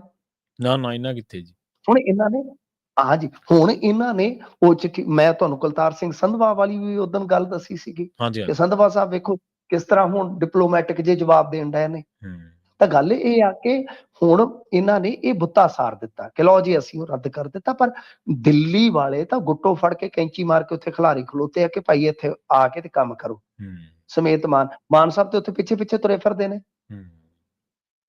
ਮਾਨ ਸਾਹਿਬ ਤੇ ਪਿੱਛੇ ਪਿੱਛੇ ਤੁਰੇ ਫਿਰਦੇ ਨੇ। ਜਿਵੇਂ ਵਿਆਹ ਦੇ ਵਿੱਚ ਕੋਈ ਬਹੁਤਾ ਪੀਣ ਖਾਣ ਵਾਲਾ ਬੰਦਾ ਹੁੰਦਾ ਨਾ, ਤੁਹਾਨੂੰ ਪਤਾ ਹੀ ਆ, ਉਹ ਯਾਰ ਲਿਆਓ, ਯਾਰ ਇੱਧਰ ਲਿਆਓ, ਲਿਆਓ ਉੱਧਰ ਲਿਆਓ। ਤਾਂ ਮਤਲਬ ਕਿ ਇਹੋ ਜਿਹੀ ਸੂਰਤ ਹਾਲ ਮੈਂ ਨਹੀਂ ਆਪਣੀ ਜ਼ਿੰਦਗੀ ਚ ਦੇਖੀ ਸਰਕਾਰ ਦੀ, ਕਿ ਸਰਕਾਰ ਮਹੀਨਾ 20 ਦਿਨ ਚੱਲਦੀ ਹੈ, ਜਾਂ ਤਾਂ ਕੋਡ ਆਫ ਕੰਡਕਟ ਲੱਗ ਜਾਂਦਾ, ਜਾਂ ਕੋਈ ਨਾ ਕੋਈ ਹੋਰ ਇਲੈਕਸ਼ਨ ਆ ਜਾਂਦਾ ਬਾਹਰਲੀ ਸਟੇਟ ਚ, ਸਰਕਾਰ ਉਧਰ ਨੂੰ ਭੱਜ ਜਾਂਦੀ। ਬਿਲਕੁਲ। ਤੇ ਜੇ ਦੋਵਾਂ ਪਾਸੋਂ ਕਿਤੇ ਸੂਤਰ ਆ ਜਾਵੇ ਤੇ ਸਰਕਾਰ ਨੂੰ ਛੁੱਟੀਆਂ ਮਨਾਉਣ ਦਾ ਚੇਤਾ ਆ ਜਾਂਦਾ, ਮੀਆਂ ਬੀਬੀ ਉਧਰ ਨੂੰ ਚਲੇ ਜਾਂਦੇ ਨੇ। ਬੜੇ ਫਸੇ ਆ, ਕੀ ਕਰੀਏ, ਫਸੇ ਤੇ ਤੋਂ ਮਾਰ ਖਾਈ ਜਾਂਦੇ ਆ, ਹੋਰ ਕੋਈ ਹਾਲ ਹੈ ਨਹੀਂਗਾ ਜੀ, ਖਬਰਾਂ ਸੁਣਾਈ ਜਾਂਦੇ ਆ। ਨਹੀਂ, ਪਹਿਲਾਂ ਤਾਂ ਦੇਖੋ ਤੁਸੀਂ ਅਰਵਿੰਦ ਕੇਜਰੀਵਾਲ ਦੀ ਚਲਾਕੀ ਦੇਖੋ ਮਿੰਟੂ ਜੀ। ਪਹਿਲਾਂ ਤਾਂ ਉਹ ਕਹਿੰਦੇ ਸੀ ਵੀ ਤੁਸੀਂ ਪੰਜਾਬ 'ਚ ਸਾਡੀ ਸਰਕਾਰ ਬਣਾਓ, ਤੇ ਫਿਰ ਦਿੱਲੀ 'ਚ ਸਾਡੇ ਕੋਲ ਤਾਕਤਾਂ ਨਹੀਂ ਗੀਆਂ, ਤੇ ਪੰਜਾਬ ਸਾਡੀ ਸਰਕਾਰ ਬਣਾਓ, ਇਹ ਪੂਰਾ ਸੂਬਾ, ਤੇ ਅਸੀਂ ਇੱਥੇ ਤੁਹਾਨੂੰ ਪਰਫਾਰਮ ਕਰਕੇ ਦੱਸਾਂਗੇ। ਦਿੱਲੀ ਦੇ ਵਿੱਚ ਅਸੀਂ ਸਿੱਖਿਆ ਦੇ ਮਾਮਲੇ 'ਚ ਆਹ ਕੀਤਾ, ਦਿੱਲੀ ਦੇ ਵਿੱਚ ਸਕੂਲਾਂ ਸਿਹਤ ਦੇ ਮਾਮਲੇ 'ਚ ਅਸੀਂ ਆਹ ਕੀਤਾ। ਹੁਣ ਕਹਿ ਰਹੇ ਨੇ ਕਿ ਜੇਕਰ ਤੁਸੀਂ ਚਾਹੁੰਦੇ ਹੋ ਕਿ ਅਸੀਂ ਪੰਜਾਬ 'ਚ ਪਰਫਾਰਮ ਕਰੀਏ ਤਾਂ ਦਿੱਲੀ 'ਚ ਸਾਡੀ ਸਰਕਾਰ ਬਣਾਓ। ਮਤਲਬ ਦੋਨੇ ਗੱਲਾਂ ਕੋਈ ਰਲਦੀਆਂ, ਕੋਈ ਇੱਕ ਦੂਜੀ ਨਾਲ ਮੇਲ ਹੈ? ਉਹ ਕਹਿ ਰਹੇ ਨੇ, ਨਹੀਂ ਮੈਂ ਤੁਹਾਨੂੰ ਟੋਕਣਾ ਚਾਹਾਂਗਾ, ਉਹ ਕਹਿ ਰਹੇ ਨੇ ਕਿ ਦਿੱਲੀ ਜੇ ਜਿੱਤ ਲਿਆ ਤੇ ਪੰਜਾਬ 'ਚ 2027 'ਚ ਆਪਾਂ ਸਰਕਾਰ ਬਣਾ ਲਵਾਂਗੇ।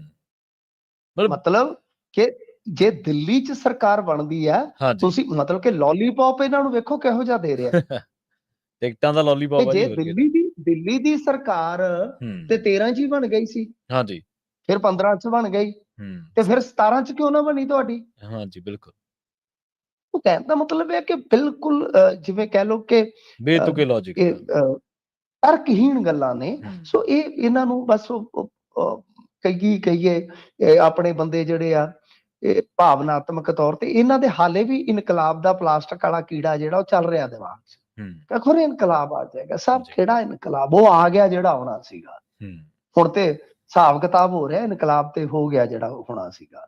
ਹੁਣ ਤਾਂ ਹਿਸਾਬ ਕਿਤਾਬ ਚੱਲ ਰਿਹਾ। ਸੋ ਹਿਸਾਬ ਕਿਤਾਬ ਬਰਾਬਰ ਉੱਪਰ ਕੀਤਾ ਜਾ ਰਿਹਾ। ਤਾਂ ਉਹ ਇੱਕ ਇਹਨਾਂ ਨੇ ਸ਼ਗੂਫਾ ਛੱਡ ਦਿੱਤਾ ਕਿ ਦਿੱਲੀ ਜਿੱਤ ਲਈ ਤਾਂ ਸਮਝ ਲਓ 2027 ਚ ਆਪਾਂ ਰਿਪੀਟ ਹੋ ਸਕਦੇ, ਪਰ ਉਹ 2 ਸਾਲ ਬਾਅਦ ਇਲੈਕਸ਼ਨ ਆ।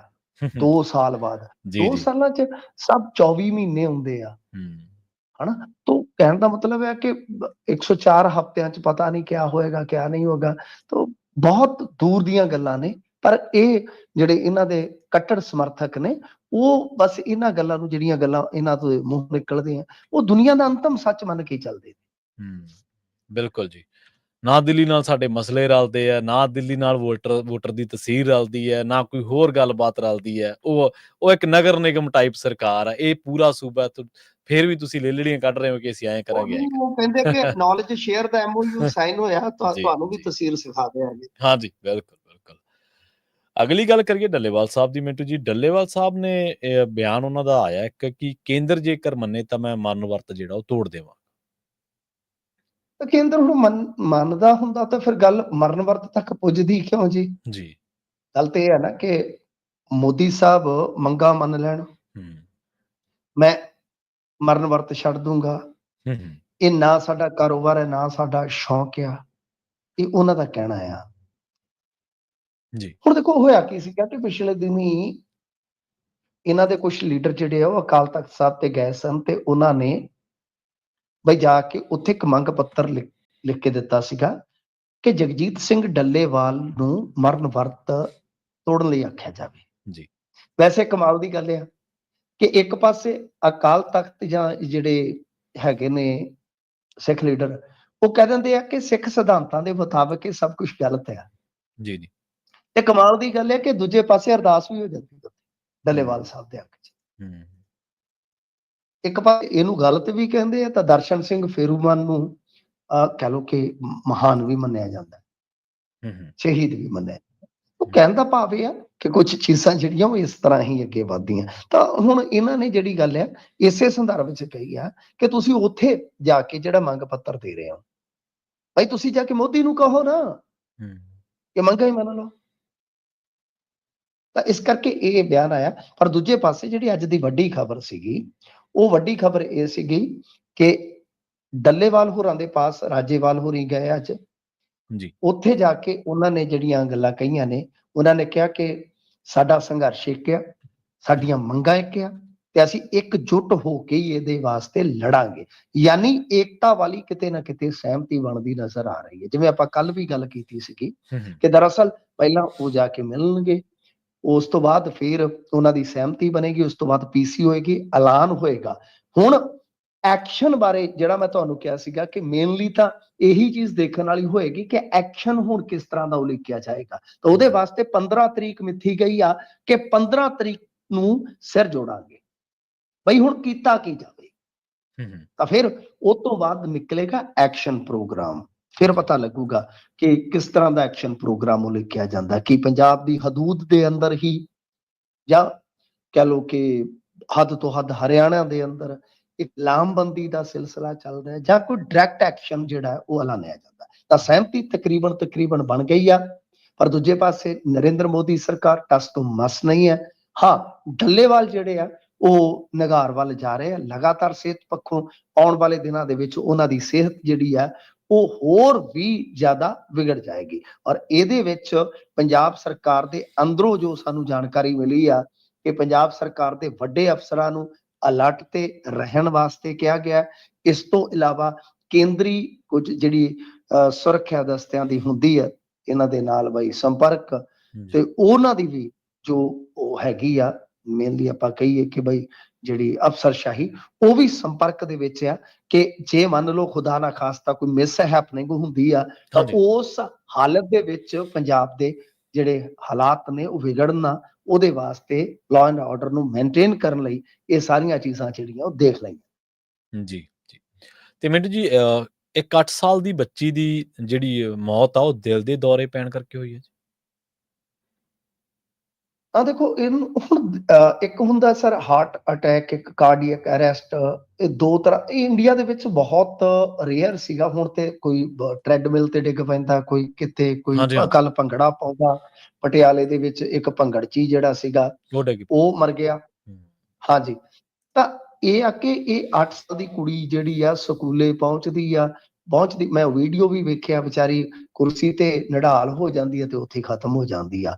ਇਸ ਤੋਂ ਪਹਿਲਾਂ ਇੱਕ ਮੈਂ ਹੋਰ ਘਟਨਾ ਜਿਹੜੀ ਹੈ ਉਹ ਦੇਖੀ ਸੀਗੀ ਕਿ ਸ਼ਾਇਦ ਮੇਰੇ ਖਿਆਲ ਦੇ ਨਾਲ ਇੱਕ ਅੱਧ ਦਿਨ ਦੀ ਗੱਲ ਆ ਕਿ ਸਾਊਥ ਦੇ ਇੱਕ ਸਟੇਟ ਦੇ ਵਿੱਚ ਉੱਥੇ ਵੀ 8 ਸਾਲ ਦੀ ਬੱਚੀ ਇਸ ਤਰ੍ਹਾਂ ਹੀ ਮਰ ਗਈ। ਹੂੰ, ਹੂੰ। ਤਾਂ ਇਹ 8 ਸਾਲ ਦੇ, ਹੁਣ ਤੇ ਛੋਟੇ ਛੋਟੇ ਬੱਚਿਆਂ ਨੂੰ ਇਹ ਚੀਜ਼ਾਂ ਹੋ ਰਹੀਆਂ ਨਾ, ਹੂੰ। Cardiac arrest, heart attack.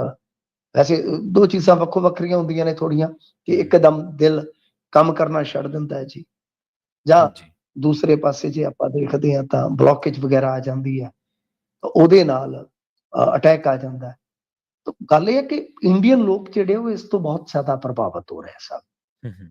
ਕੁੱਲ ਮਿਲਾ ਕੇ ਜੇ ਤੁਸੀਂ ਦੇਖੋਗੇ ਤਾਂ 1 ਲੱਖ ਪਿੱਛੇ ਜੇ ਆਪਾਂ ਗਿਣਤੀ ਕਰੀਏ 272 ਇਸ ਟਾਈਮ ਹਾਰਟ ਬਿਮਾਰੀਆਂ ਨਾਲ ਜੂਝ ਰਹੇ ਇੰਡੀਅਨ, ਤਾਂ ਕੌਮਾਂਤਰੀ ਪੱਧਰ ਤੇ ਇਹ 235 ਹੈ।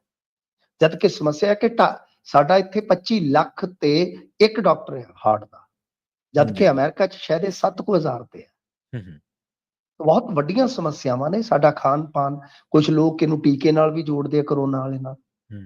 ਹਾਲਾਂਕਿ ICMR ਇਸ ਗੱਲ ਨੂੰ ਕਹਿ ਲਓ ਕਿ ਡਿਨਾਈ ਕਰ ਦਿੰਦਾ ਹੈ, ਪਰ ਕੁਝ ਲੋਕ ਥਿਊਰੀ ਦਿੰਦੇ ਆ। ਜੀ, ਜੀ। ਪਰ ਖਾਣ ਪਾਨ, ਲਾਈਫ ਸਟਾਈਲ, ਇਹ ਸਾਰੀਆਂ ਚੀਜ਼ਾਂ ਜਿਹੜੀਆਂ ਨੇ ਇਹ ਬਹੁਤ ਜ਼ਿਆਦਾ ਮਾਇਨੇ ਰੱਖਦੀਆਂ ਇਸ ਮਾਮਲੇ 'ਚ। ਬਾਈ ਬਹੁਤ ਮੌਤਾਂ ਹੋ ਰਹੀਆਂ ਇੰਡੀਆ ਦੇ ਵਿੱਚ, ਬਹੁਤ ਮੌਤਾਂ ਹੁੰਦੀਆਂ ਨੇ ਦਿਲ ਦੇ। ਜੀ। ਮਿੰਟੂ ਜੀ, ਇਹਨਾਂ ਖਾਸ ਖਬਰਾਂ ਤੇ ਖਾਸ ਜਾਣਕਾਰੀਆਂ ਦੇ ਲਈ ਤੁਹਾਡਾ ਬਹੁਤ ਬਹੁਤ ਧੰਨਵਾਦ ਜੀ। ਪ੍ਰੋਗਰਾਮ ਖਬਰ ਤੇ ਨਜ਼ਰ ਦੇ ਪਹਿਲੇ ਹਿੱਸੇ ਦੇ ਵਿੱਚ ਆਪਣੇ ਨਾਲ ਜੁੜੇ ਸਨ ਮਿੰਟੂ ਗੁਰਸਰੀਆ ਜੀ, ਜਿਨ੍ਹਾਂ ਦੇ ਨਾਲ ਆਪਾਂ ਕਈ ਅਹਿਮ ਖਬਰਾਂ ਨੂੰ ਲੈ ਕੇ ਚਰਚਾ ਕੀਤੀ ਹੈ। ਵੇਲਾ ਹੋ ਗਿਆ ਇੱਕ ਬ੍ਰੇਕ ਦੇ ਲਈ ਰੁਕਣ ਦਾ। ਜਲਦ ਵਾਪਸੀ ਕਰਾਂਗੇ ਇੱਕ ਸ਼ਾਰਟ ਬ੍ਰੇਕ ਤੋਂ ਬਾਅਦ। ਜੁੜੇ ਰਹੋ ਪੰਜਾਬੀ ਰੇਡੀਓ USA ਦੇ ਨਾਲ। ਖਬਰਾਂ ਤੇ ਮਸਲੇ ਹੋਰ ਵੀ ਨੇ ਜਿਨ੍ਹਾਂ ਦੇ ਬਾਰੇ ਆਪਾਂ ਚਰਚਾ ਕਰਾਂਗੇ, ਗੱਲਬਾਤ ਕਰਾਂਗੇ।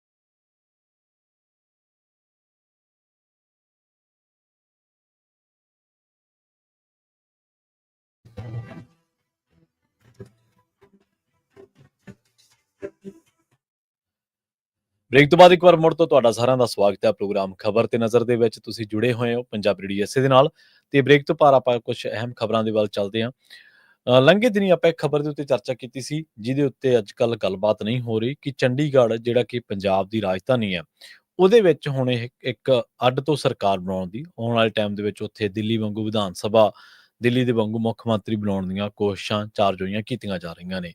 ਤੇ ਇੱਕ ਦਿਨ ਆਪਾਂ ਉਸ ਖਬਰ ਦੇ ਉੱਤੇ ਚਰਚਾ ਕਰਨੀ ਚਾਹੁੰਦੇ ਸਾਂ, ਪਰ ਉਹ ਟਾਈਮ ਨਹੀਂ ਮਿਲਿਆ, ਸਮਾਂ ਥੋੜ੍ਹਾ ਸੀਗਾ।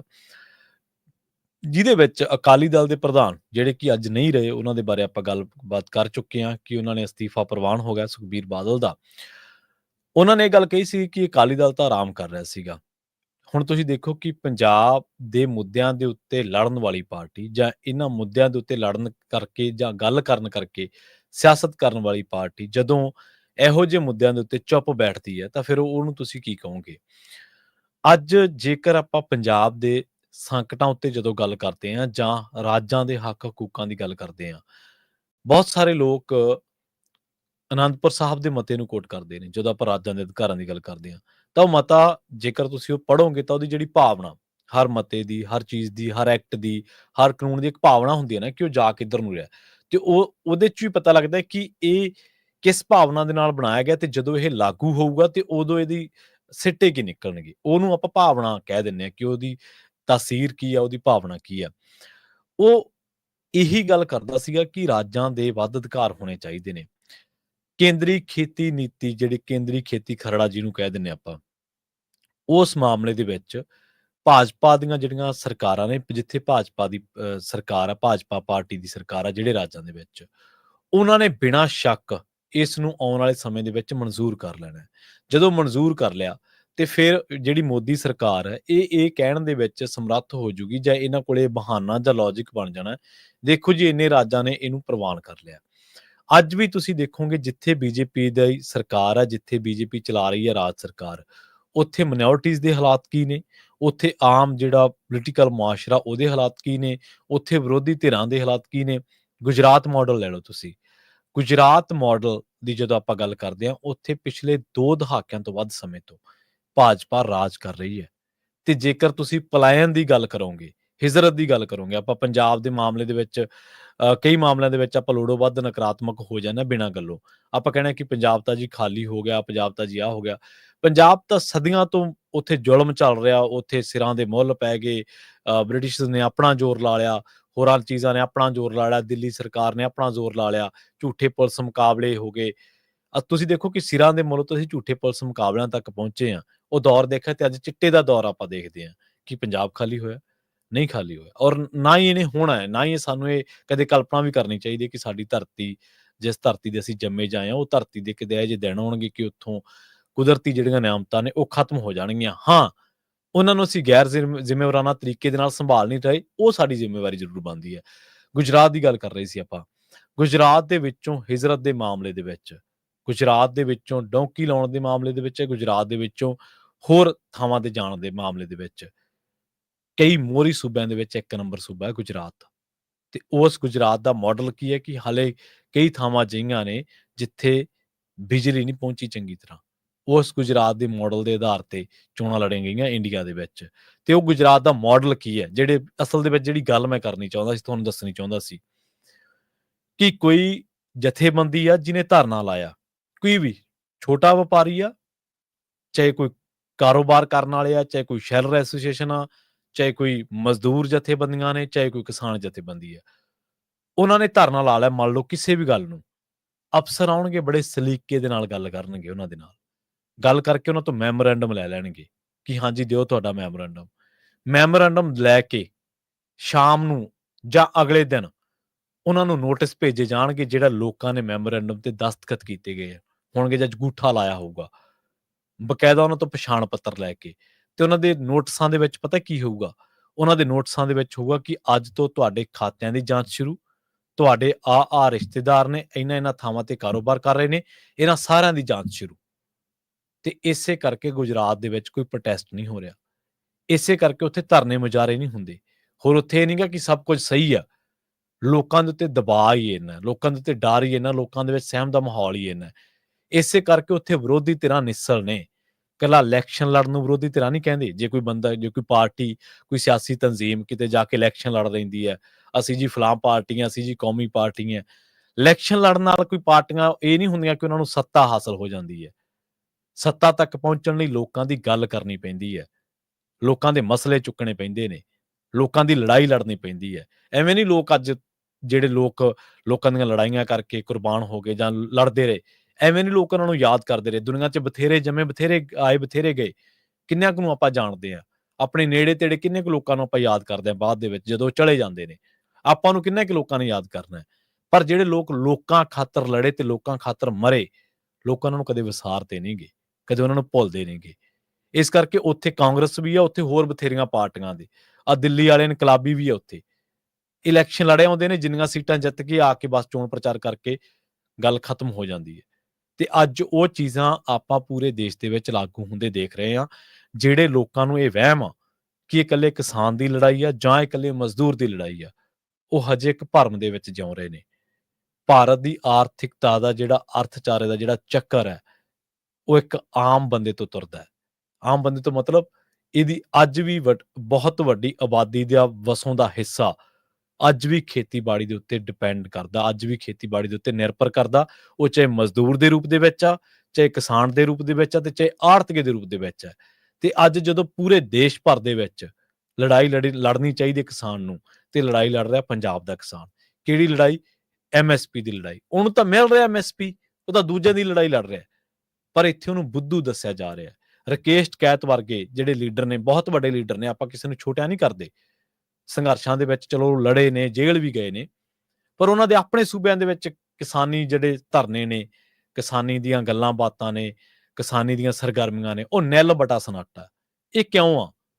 ਤੁਸੀਂ ਇੱਕ ਖਿੱਤੇ ਤੋਂ ਆਉਣੇ ਹੋ, ਉਸ ਖਿੱਤੇ ਤੋਂ 4 ਸੂਬੇ ਪਰਾਂ ਆ ਕੇ ਤੁਸੀਂ ਬਿਆਨਬਾਜ਼ੀ ਕਰਦੇ ਹੋ, ਸਟੇਜਾਂ ਤੋਂ ਭਾਸ਼ਣ ਦਿੰਦੇ ਹੋ, ਕੋਈ ਗੱਲ ਨਹੀਂ, ਚੰਗੀ ਗੱਲ ਆ, ਆਓ ਰਲੋ ਸਾਡੇ ਨਾਲ। ਪਰ ਜਿੱਥੋਂ ਤੁਸੀਂ ਵਿਚਰਦੇ ਹੋ, ਸ਼ਿਵਰਾਮ ਕੱਕੇ ਵਰਗੇ ਲੋਕ ਮੱਧ ਪ੍ਰਦੇਸ਼ ਤੋਂ ਆਉਂਦੇ ਨੇ, ਉੱਥੇ ਕੋਈ ਨਾਮੋ ਨਿਸ਼ਾਨ ਹੀ ਨਹੀਂ ਹੈ ਕੋਈ ਧਰਨੇ ਪ੍ਰਦਰਸ਼ਨ ਦਾ। ਉੱਥੇ ਕੋਈ ਰਿਐਕਟ ਹੀ ਨਹੀਂ ਕਰਦਾ, ਕੋਈ ਵਿਰੋਧ ਹੀ ਨਹੀਂ ਕਰਦਾ। ਇਹ ਖਤਮ ਕਿਉਂ ਹੋ ਰਹੀਆਂ ਨੇ ਚੀਜ਼ਾਂ? ਬਹੁਤ ਵਾਰ ਪੰਜਾਬੀਆਂ ਨੂੰ ਇਹ ਕਿਹਾ ਜਾਂਦਾ ਕਿ ਇਹ ਬੇਲੋੜੀ ਲੜਾਈ ਲੜਦੇ ਨੇ। ਇਹ ਸਹੀ ਕਹਿ ਸਕਦੇ ਹੋ ਤੁਸੀਂ, ਅਸੀਂ ਬੇਲੋੜੀ ਲੜਾਈ ਲੜਦੇ ਹਾਂ।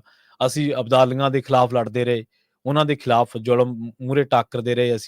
ਅਸੀਂ ਉਸ ਤੋਂ ਬਾਅਦ ਬ੍ਰਿਟਿਸ਼ਰਸ ਦੇ ਨਾਲ ਲੜਦੇ ਰਹੇ, ਫਾਂਸੀਆਂ ਦੇ ਸਭ ਤੋਂ ਵੱਧ ਚੜੇ, ਜੇਲ੍ਹਾਂ ਸਭ ਤੋਂ ਵੱਧ ਕੱਟੀਆਂ। ਅਸੀਂ ਅੱਜ ਵੀ ਲੜਾਈ ਲੜ ਰਹੇ ਹਾਂ ਦੂਜੇ ਕਿਸਾਨਾਂ ਦੀ, ਪਰ ਦੂਜਾ ਕਿਸਾਨ ਜਿਹੜਾ ਉਹ ਮਹਿਸੂਸ ਤੱਕ ਨਹੀਂ ਕਰ ਰਿਹਾ। ਔਰ ਇਹ ਜਿਹੜੀ ਭਾਵਨਾ, ਇਹਨੇ ਆਉਣ ਵਾਲੇ ਸਮੇਂ ਦੇ ਵਿੱਚ ਪੰਜਾਬ ਦੇ ਕਿਸਾਨ ਨੂੰ ਵੀ ਲੈ ਕੇ ਬਹਿ ਜਾਣਾ। ਇਹ ਜਿਹੜੇ ਖੇਤੀ ਨੀਤੀ ਦੇ ਖਰੜੇ ਨੇ, ਬੇਸ਼ੱਕ ਪੰਜਾਬ ਸਰਕਾਰ ਨੇ ਉਹਨੂੰ ਰੱਦ ਕਰਕੇ ਭੇਜ ਦਿੱਤਾ, ਪਰ ਅਸਲ ਦੇ ਵਿੱਚ ਰਾਣੇ ਗੁਰਜੀਤ ਦੇ ਬਿਆਨ ਦੀ ਆਪਾਂ ਇੱਕ ਦਿਨ ਚਰਚਾ ਕੀਤੀ ਸੀ ਇਸੇ ਪ੍ਰੋਗਰਾਮ ਦੇ ਵਿੱਚ। ਉਹ ਕਹਿੰਦਾ ਕਿ ਖੇਤੀ ਬਿੱਲ ਕਿਤੇ ਨਹੀਂ ਗਏ, ਖੇਤੀ ਬਿੱਲ ਆ ਰਹੇ ਨੇ। ਤੇ ਜੇਕਰ ਖੇਤੀ ਬਿੱਲ ਆ ਗਏ, ਦੂਜੇ ਭਾਰਤ ਦਾ ਕਿਸਾਨ ਪਹਿਲਾਂ ਕਾਰਪੋਰੇਟ ਦੇ ਅੱਗੇ ਗੋਡੇ ਟੇਕ ਦੇਵੇਗਾ, ਤੇ ਸਾਡੀ ਵਾਰੀ ਥੋੜੀ ਜਿਹੀ ਬਾਅਦ ਦੇ ਵਿੱਚ ਆ ਜਾਊਗੀ। ਔਰ ਜਦੋਂ ਬਾਅਦ ਦੇ ਵਿੱਚ ਸਾਡੀ ਵਾਰੀ ਆਈ, ਅੱਜ ਜੇਕਰ ਅਸੀਂ ਦੇਸ਼ ਦੇ ਹਾਕਮ ਨੂੰ ਟੱਕਰਦੇ ਹਾਂ, ਜਿਹੜਾ ਦੁਨੀਆ ਦੀਆਂ ਜੰਗਾਂ ਰਕਵਾਉਂਦਾ, ਜਿਹੜਾ ਕਹਿੰਦਾ ਕਿ ਮੋਦੀ ਹੈ ਤਾਂ ਮੁਮਕਿਨ ਹੈ, ਅਸੀਂ ਉਹਦੇ ਸ਼ਬਦ ਉਹਦੇ ਮੂੰਹ 'ਚ ਪਾਉਣ ਦੇ ਸਮਰੱਥ ਹਾਂ, ਤਾਂ ਇਹ ਸਿਰਫ ਇੱਕ ਗੱਲ ਕਰਕੇ ਹੀ ਆ ਕਿ ਸਾਡੀ ਆਰਥਿਕਤਾ ਉਹਦੇ ਤੇ ਡਿਪੈਂਡ ਨਹੀਂ ਕਰਦੀ। ਸਾਡੇ ਕੋਲ ਇੱਕ ਜ਼ਮੀਨ ਆ, ਜਿਹੜੀ ਸਾਡੀ ਮਾਂ, ਤੇ ਉਸ ਜ਼ਮੀਨ ਦੇ ਸਿਰ ਤੇ ਸਾਡਾ ਸਵੈਮਾਨ ਹੈ। ਅਸੀਂ ਸਵੈਮਾਨ ਦੇ ਨਾਲ ਜਿਉਣ ਵਾਲੇ ਲੋਕ ਹਾਂ। ਸਾਨੂੰ ਪਤਾ ਹੈ ਕਿ ਮੋਦੀ ਚਾਹੇ ਜੋ ਮਰਜ਼ੀ ਕਰਦੇ, ਜੇਕਰ ਅਸੀਂ ਖੇਤੀ ਨਹੀਂ ਕਰਾਂਗੇ ਤਾਂ ਸਾਡੀ ਜ਼ਮੀਨ ਤੇ ਹਲ ਚਲਾ ਕੇ ਕੋਈ 70-80 ਹਜ਼ਾਰ ਠੇਕਾ ਦੇ ਦੂਗਾ, 50-60 ਹਜ਼ਾਰ ਠੇਕਾ ਦੇ ਦੂਗਾ। ਠੇਕਾ ਦੇਣ ਵਾਲੇ ਨੂੰ ਇਹ ਗੱਲ ਪਤਾ ਹੈ ਕਿ ਜੇਕਰ ਮੈਂ 60 ਹਜ਼ਾਰ ਠੇਕਾ ਦੇਊਂਗਾ ਤਾਂ ਮੈਂ ਸਾਰਾ ਸਾਲ ਇਸ ਪੈਲੀ ਦੇ ਸਿਰ ਤੇ ਮੇਰਾ ਘਰ ਚੱਲੂਗਾ। ਮੈਨੂੰ ਰਾਸ਼ਨ ਤੋਂ ਜਵਾਬ ਨਹੀਂ ਮਿਲਣਾ, ਮੇਰੇ ਟਰੈਕਟਰ ਤੋਂ ਤੇਲ ਦੇ ਪਾਣੀ ਤੋਂ ਲੈ ਕੇ ਮੇਰੇ ਸਕੂਟਰਾਂ ਦੇ ਵਿੱਚ ਤੇਲ ਪਾਣੀ, ਮੇਰੇ ਮੋਟਰਸਾਈਕਲਾਂ ਦੇ ਵਿੱਚ ਤੇਲ ਪਾਣੀ, ਮੇਰੇ ਘਰ ਦਾ ਰਾਸ਼ਨ ਪੱਤਾ, ਮੇਰੇ ਪਸ਼ੂਆਂ ਦੀ ਫੀਡ, ਤੇ ਮੇਰੇ ਮੋਬਾਈਲਾਂ ਦੇ ਖਰਚੇ ਵਰਚੇ, ਹੋਰ ਕਬੀਲਦਾਰੀ ਦੇ ਖਰਚੇ, ਉਹ ਮੈਂ ਇੱਥੋਂ ਚਲਾ ਸਕਦਾ। ਇਹ ਉਹ ਬੰਦੇ ਦੀ ਕਲਾ ਨਹੀਂ ਗੀ, ਇਹ ਧਰਤੀ ਦੀ ਕਲਾ। ਕਿਉਂਕਿ ਉਹ ਜਿਹੜੀ ਚੀਜ਼ ਉਹ ਪੈਦਾ ਕਰਦੀ ਹੈ, ਜਿਹੜੀ ਚੀਜ਼ ਉਹ ਪੈਦਾ ਕਰਨ ਦੇ ਸਮਰੱਥ ਆ, ਉਹਦੀ ਮੰਗ ਤੇ ਜਾਂ ਉਹਦੇ 'ਚ ਜਾਨ ਇੰਨੀ ਹੈ ਕਿ ਸਾਲ ਭਰ ਉਹਦਾ ਘਰ ਚਲਾ ਦਿੰਦੀ ਹੈ। ਕਿਸਾਨੀ ਪਰਿਵਾਰਾਂ ਦੇ ਵਿੱਚੋਂ ਜੰਮੇ ਜਾਏ ਹੋਣ ਕਰਕੇ ਆਪਾਂ ਨੂੰ ਪਤਾ ਹੈ ਕਿ ਕਿਸਾਨੀ ਕਬੀਲਦਾਰੀਆਂ ਕਿਵੇਂ ਚੱਲਦੀਆਂ ਨੇ। ਸੋ ਇਸ ਕਰਕੇ ਇਹ ਲੜਾਈ ਇਕੱਲੇ ਖੇਤੀ ਕਾਨੂੰਨਾਂ, MSP ਜਾਂ ਹੋਰ ਚੀਜ਼ ਦੀ ਨਹੀਂ, ਸਭ ਤੋਂ ਵੱਡੀ ਲੜਾਈ ਸਾਡੇ ਸਵੈਮਾਨ ਦੀ ਹੈ। ਔਰ ਜਦੋਂ ਸਵੈਮਾਨ ਨੂੰ ਠੇਸ ਪਹੁੰਚਦੀ ਹੈ ਤਾਂ ਬੰਦੇ ਦੀ ਗੈਰਤ, ਉਹ ਇੱਕ ਗੋਤਾ ਨਹੀਂ ਖਾਂਦੀ, ਉਹ ਕਈ ਗੋਤੇ ਖਾਂਦੀ ਹੈ। ਸੋ ਇਸ ਕਰਕੇ ਦੁਨੀਆ ਨੂੰ, ਦੇਸ਼ ਨੂੰ ਲੱਗਦਾ ਕਿ ਅਸੀਂ ਸ਼ਾਇਦ ਬੇਵਕੂਫਾਨਾ ਤੌਰ ਤੇ ਬਾਰਡਰਾਂ ਤੇ ਬੈਠੇ ਹਾਂ, ਪਰ ਉਹ ਲੋਕ ਅੱਜ ਸਾਡਾ ਸਾਥ ਨਹੀਂ ਦੇ ਰਹੇ, ਸਾਡਾ ਮਜ਼ਾਕ ਉਡਾ ਰਹੇ ਨੇ। ਪਰ ਉਹਨਾਂ ਨੂੰ ਪਤਾ ਨਹੀਂ ਗਾ ਕਿ ਆਉਣ ਵਾਲੇ ਟਾਈਮ ਦੇ ਵਿੱਚ ਉਹਨਾਂ ਦਾ ਇਹ ਮਜ਼ਾਕ, ਉਹਨਾਂ ਦੀ ਹੋਛੀ ਮਾਨਸਿਕਤਾ ਉਹਨਾਂ ਨੂੰ ਕਿਸ ਭਾਅ ਪੈਣੀ ਹੈ। ਪ੍ਰੋਗਰਾਮ ਖਬਰ ਤੇ ਨਜ਼ਰ ਨੂੰ ਆਪਾਂ ਇੱਥੇ ਹੀ ਸਮਾਪਤ ਕਰਾਂਗੇ। ਆਪਾਂ ਇੱਥੇ ਇਸ ਮੰਚ ਦੇ ਉੱਤੇ, ਲੋਕਾਂ ਦਾ ਮੰਚ ਆ, ਇਹਦੇ ਤੇ ਇਸ ਤਰ੍ਹਾਂ ਦੇ ਹੋਕੇ, ਕਿਰਤੀਆਂ ਦੇ, ਕਿਸਾਨਾਂ ਦੇ, ਪੰਜਾਬ ਦੇ, ਪੰਥ ਦੇ, ਹੋਰ ਹੋਕੇ, ਆਪਣੀ ਧਰਤੀ ਦੇ ਹੋਕੇ ਅਸੀਂ ਦਿੰਦੇ ਰਹਿਣਾ। ਪ੍ਰੋਗਰਾਮ ਖਬਰ ਤੇ ਨਜ਼ਰ ਨੂੰ ਆਪਾਂ ਇੱਥੇ ਹੀ ਸਮਾਪਤ ਕਰਾਂਗੇ। ਪੰਜਾਬੀ ਰੇਡੀਓ ਤੇ ਅਗਲੀ ਪੇਸ਼ਕਸ਼ ਪ੍ਰੋਗਰਾਮ ਅਪਡੇਟ ਅਮਰੀਕਾ ਪ੍ਰੋਗਰਾਮ ਦੇ ਵਿੱਚ ਅੱਜ ਦੁਨੀਆ ਭਰ ਦੀਆਂ ਵੱਡੀਆਂ ਖਬਰਾਂ ਉੱਤੇ ਚਰਚਾ ਕੀਤੀ ਜਾਊਗੀ। LA ਦੇ ਵਿੱਚ ਜਿਹੜੀ ਫਾਇਰ ਲੱਗੀ ਆ, 10 ਮੌਤਾਂ ਹੋ ਚੁੱਕੀਆਂ ਨੇ, ਬਹੁਤ ਵੱਡੇ ਪੱਧਰ ਦੇ ਉੱਤੇ ਸਟਰਕਚਰ ਡਿੱਗ ਚੁੱਕੇ ਨੇ। ਇਹਦੇ ਨਾਲ ਟਰੰਪ ਦਾ ਜਿਹੜਾ ਹਸ਼ ਮਣੀ ਵਾਲਾ ਕੇਸ ਆ, ਉਹਦੇ ਵਿੱਚ ਸਜ਼ਾ ਦਾ ਐਲਾਨ ਹੋ ਚੁੱਕਿਆ।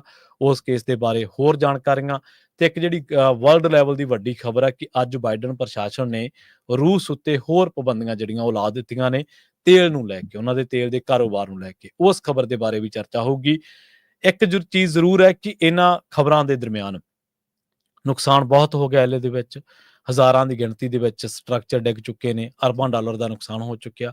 ਪਰ ਜਿਹੜਾ ਖਬਰਾਂ ਦਾ ਧੁਰਾ ਉਹ ਅਮੀਰਾਂ ਉੱਤੇ ਫੇਰ ਘੁੰਮਦਾ, ਪੈਰਿਸ ਹਿਲਟਨ ਦਾ ਘਰ, ਫਲਾਣੇ ਦਾ ਘਰ, ਫਲਾਣੀ ਸੈਲੀਬ੍ਰਿਟੀ ਦਾ ਘਰ। ਮਾੜੀ ਗੱਲ ਹੈ ਕਿਸੇ ਦਾ ਘਰ ਸੜ ਗਿਆ। ਅਸੀਂ ਨਹੀਂ ਕਹਿੰਦੇ ਕਿ ਜੇ ਕੋਈ ਬੰਦਾ ਧਨਾੜ ਆ ਤੇ ਉਹਦਾ ਘਰ ਸੜ ਗਿਆ ਉਹ ਚੰਗਾ ਹੋ ਗਿਆ, ਮਾੜੀ ਗੱਲ ਆ। ਪਰ ਫਿਰ ਸਾਡੀ ਮਾਨਸਿਕਤਾ ਇਹਨਾਂ ਖਬਰਾਂ ਦੇ ਵਿੱਚੋਂ ਜ਼ਰੂਰ ਝਲਕਦੀ ਆ ਕਿ ਉਹ ਜਿਹੜੇ ਮਾਤੜ ਕੋਈ ਘੋੜੇ ਭਜਾਈ ਜਾਂਦਾ, ਕੋਈ ਆਪਦਾ ਸਮਾਨ ਇਕੱਠਾ ਕਰੀ ਜਾਂਦਾ, ਸਾਡੀਆਂ ਖਬਰਾਂ ਦਾ ਹਿੱਸਾ ਉਹ ਵੀ ਲੋਕ ਹੋਣੇ ਚਾਹੀਦੇ ਆ। ਠੀਕ ਆ, ਕਿਸੇ ਦਾ ਵੀ ਨੁਕਸਾਨ ਹੋਇਆ ਮਾੜਾ, ਪਰ ਗਰੀਬ ਦਾ ਨੁਕਸਾਨ ਹੋਇਆ। ਜੇਕਰ ਕੋਈ ਸਮਰੱਥ ਬੰਦਾ, ਉਹਦੇ ਕੋਲ ਤਾਂ ਹੋਰ ਆਪਸ਼ਨ ਹੋਣਗੇ, ਪਰ ਜੇਕਰ ਕੋਈ ਆ ਮਾਤੜ ਬੰਦਾ, ਕੋਈ ਗਰੀਬ ਬੰਦਾ, ਉਹ ਕਿੱਥੇ ਜਾਊਗਾ? ਬਹੁਤ ਸਾਰੀਆਂ ਫੁਟੇਜ ਦੇਖੀਆਂ ਮੈਂ, ਲੋਕ ਆਪਣੇ ਪਾਲਤੂ ਜਾਨਵਰਾਂ ਨੂੰ ਭਜਾ ਰਹੇ ਨੇ, ਉੱਥੋਂ ਕੱਢ ਰਹੇ ਨੇ ਧੂਏ ਦੇ ਵਿੱਚੋਂ, ਆਪਣੇ ਬੱਚਿਆਂ ਨੂੰ ਲੈ ਕੇ ਭੱਜ ਰਹੇ ਨੇ। ਸੋ ਬਹੁਤ ਵੱਡੀ ਆਫਤ ਆ। ਇਸ ਆਫਤ ਤੋਂ ਆਪਾਂ ਕਹਿੰਦੇ ਕਿ ਛੇਤੀ ਤੋਂ ਛੇਤੀ ਨਿਜਾਤ ਮਿਲੇ। ਪਰ ਤਾਜ਼ਾ ਅਪਡੇਟਸ ਕੀ ਨੇ ਇਹਨਾਂ ਖਬਰਾਂ ਦੇ ਨਾਲ ਹਸ਼ਮਨੀ ਤੇ ਰੂਸ ਤੇ ਪਾਬੰਦੀਆਂ, ਕਿਉਂਕਿ ਅੱਜ ਬਹੁਤ ਵੱਡੀ ਖਬਰ ਸੀ। ਜੇਕਰ ਆਪਾਂ ਦੇਖੀਏ ਅਮਰੀਕਾ ਦੀਆਂ ਵੱਡੀਆਂ ਅਖਬਾਰਾਂ ਦੇ ਵਿੱਚ ਕਿ CNN ਤੋਂ ਲੈ ਕੇ ਵਾਲ ਸਟਰੀਟ ਜਰਨਲ ਤੱਕ, ਜਾਂ ਹੋਰ ਜਿਹੜੇ ਵੱਡੇ ਅਦਾਰੇ ਨੇ, ਨਿਊਯਾਰਕ ਟਾਈਮਜ਼, ਹੋਰ ਵੱਡੇ ਅਦਾਰਿਆਂ ਦੇ ਵਿੱਚ ਇਸ ਖਬਰ ਦੀ ਬਹੁਤ ਜ਼ਿਆਦਾ ਚਰਚਾ। ਇਸ ਖਬਰ ਦੇ ਬਾਰੇ ਤੁਹਾਨੂੰ ਜਾਣਕਾਰੀ ਦਿੱਤੀ ਜਾਊਗੀ ਪ੍ਰੋਗਰਾਮ ਅਪਡੇਟ ਅਮਰੀਕਾ ਦੇ ਵਿੱਚ। ਬਹੁਤ ਬਹੁਤ ਧੰਨਵਾਦ। ਜੁੜੇ ਰਹੋ ਪੰਜਾਬੀ ਰੇਡੀਓ USA ਦੇ ਨਾਲ।